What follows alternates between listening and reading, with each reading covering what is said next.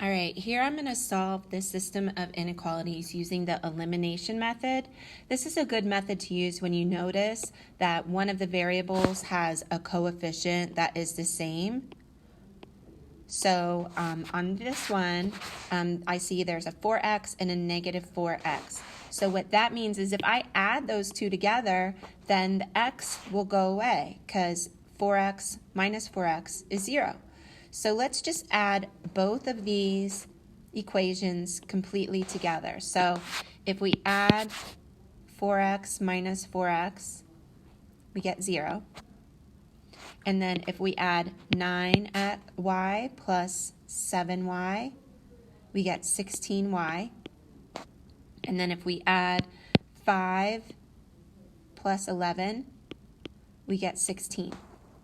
So the whole idea of the elimination method is if you add the two equations together, one of the variables is eliminated. Now you just have one variable and you can solve that equation and find out what is y. So to solve this, I'm just going to divide by 16 on both sides. So I see that y equals 1. Now, once you know what one variable is, you can substitute it into either one of those original equations and solve for the other variable. So if I just pick the first one because they look equally as difficult or easy, if one looks easier than the other, of course, you can pick that one.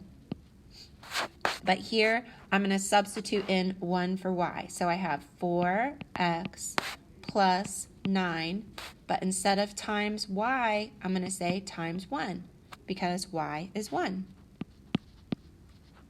So always before you start moving things around to solve for a variable, you always see if you can simplify it at all, and I can because I know 9 times 1 is just 9. So I'm going to subtract 9 from both sides. That goes away, and 5 minus 9 is negative 4. And then I'm going to divide by 4. So x is negative 1. All right.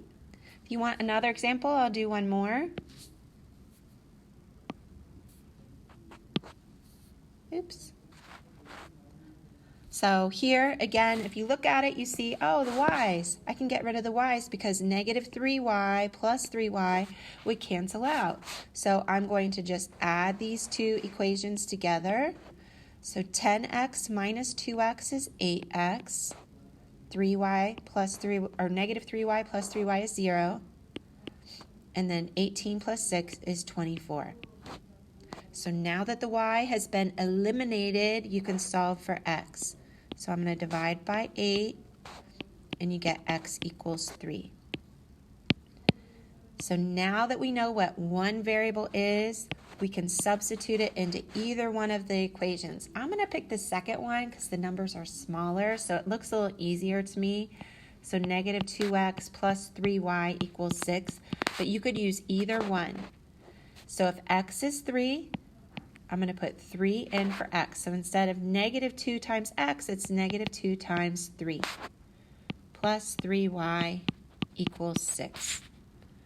And again, before you start moving things around to solve for y, you always simplify. So I can simplify this. Negative 2 times 3 is negative 6.